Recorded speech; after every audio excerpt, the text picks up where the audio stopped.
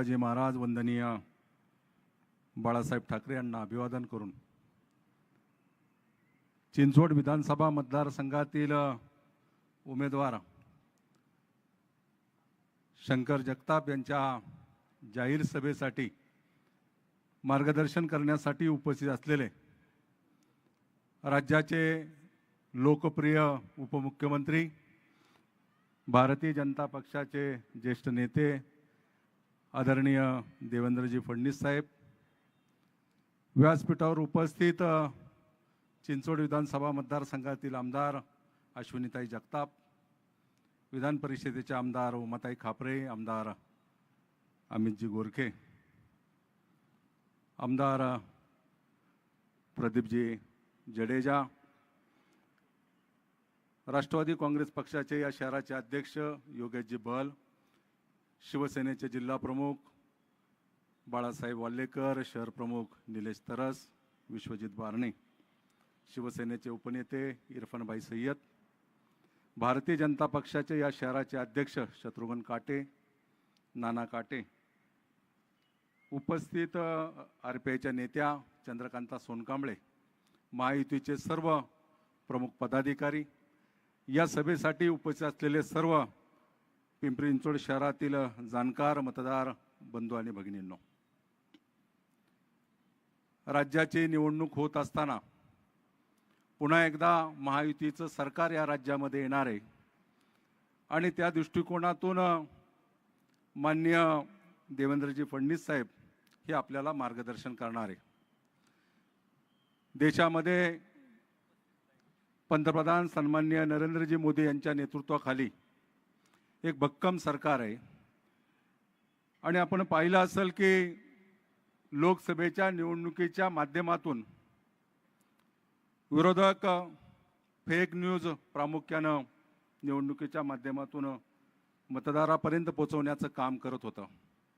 त्याच्यामध्ये संविधानाचा मुद्दा असेल, अल्पसंख्याकांच्या बाबतीमध्ये असेल, अनेक मुद्द्यांच्या बाबतीमध्ये या देशातील मतदाराला विचलित करण्याचं काम लोकसभेच्या निवडणुकीच्या माध्यमातून विरोधकांनी केलं। काही प्रमाणामध्ये त्यामध्ये ते यशस्वी देखील झालेले। परंतु या सभेच्या माध्यमातून मी आपल्या पिंपरी चिंचवड शहरातील मतदाराला जाहीर आव्हान करतो की या राज्यामध्ये 5 वर्षाच्या कालावधीमध्ये 2 सत्ता परिवर्तन झाले।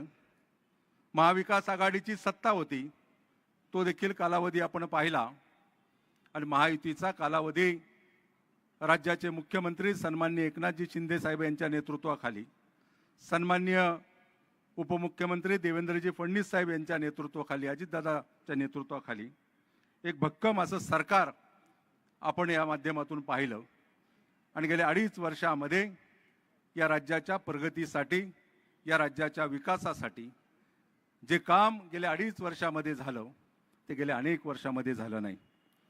आपण पाहिलं असेल केंद्र सरकारने अनेक योजना या शहरासाठी राबवल्या, त्याच्यामध्ये मेट्रोसारखा एक प्रकल्प गेले अनेक वर्ष या प्रकल्पाची वाट या शहरातील जनता पाहत होती। परंतु केंद्रामध्ये एक भक्कम सरकार आलं आणि त्या माध्यमातून मेट्रोचा प्रकल्प असेल, पंतप्रधान आवास योजनेच्या माध्यमातून या शहरातील गरीब नागरिकांना त्यांचा निवारा देण्याचं काम केंद्र सरकारच्या माध्यमातून केलेलं आहे। आपल्याला एक भक्कम असं सरकार उद्याच्या विधानसभेच्या माध्यमातून या राज्यामध्ये हवंय आणि त्या दृष्टिकोनातून येणाऱ्या कालावधीमध्ये मतदाराने जागृत राहून या परिसरामध्ये आपल्याला मतदान करायचे। अनेक योजना, अनेक कामं राज्यातील नेतृत्वाने केली। त्यामध्ये शास्ती कराचा एक महत्त्वपूर्ण निर्णय राज्य सरकारने घेतला, अनेक गरिबांना न्याय देण्याची भूमिका घेतली आणि राज्य सरकारने निर्णय घेतल्यानंतर जवळपास 765 कोटी रुपये गरीब माणसाचे माफ झाले। 12.5% गेल्या अनेक वर्षांचा प्रलंबित निर्णय 6.25% त्या शेतकऱ्यांना डबल FSI देण्याचं काम देखील माननीय एकनाथजी शिंदे साहेब, देवेंद्रजी फडणवीस साहेब यांच्या सरकारने घेतलेले आहे। आपण पाहतो या पुणे जिल्ह्याच्या एकंदरीत परिस्थितीचा वाहतुकीचा प्रश्न सोडवण्याच्या संदर्भामध्ये नव्यानं होणारा रिंग रोड असेल, मान्य गडकरी साहेबांच्या माध्यमातून देवरोड सेंट्रल पॉईंटपासून वाकडपर्यंत जाणारा रस्ता असेल, कारण पुनावळे, ताथवडे, वाकड या भागातील ट्रॅफिक जामचा समस्या होती, तो देखील प्रश्न मार्गी लावण्याचं काम केंद्र सरकारच्या रस्ते विकास महामंडळाच्या माध्यमातून देखील प्रगतीपथावर आहे. एकंदरच काम करणारं सरकार आहे, कामाला विकासाला गती देणारं सरकार आहे. आपल्याला या माध्यमातून एकच आव्हान करण, बऱ्याचशा प्रमाणामध्ये IT मध्ये काम करणारा वर्ग, खास करून वाकड असेल, पिंपळे सौदागर असेल, आपल्या परिसरामध्ये राहतो. हिंजवडीपासून तर पुण्यापर्यंत जाणारा मेट्रोचा मार्गिकेचा प्रकल्प देखील आता पूर्णत्वाला जातोय. याचबरोबर त्या ठिकाणी रस्त्याच्या बाबतीत देखील राज्य सरकारने मोठा निर्णय घेतलेला आहे. आपण पाहतो पाण्याचा मोठा प्रश्न या शहराला भेडसावतोय.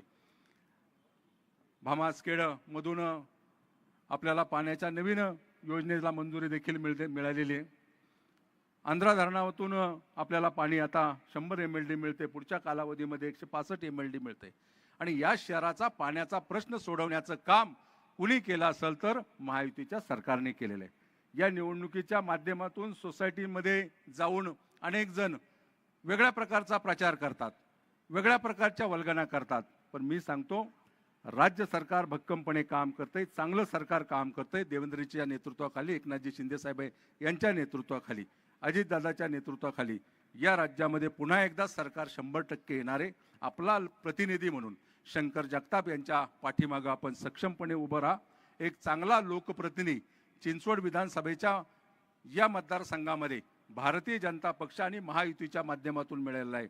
आणि आपल्याला निश्चितपणे येत्या 20 तारखेला कमळाच्या चिन्हावरती समोरचं बटन दाबून शंकर जगताप यांना आपला प्रतिनिधी म्हणून विधानसभेमध्ये पाठवायचं, अशा प्रकारचं आव्हान करतो. या ठिकाणी थांबतो.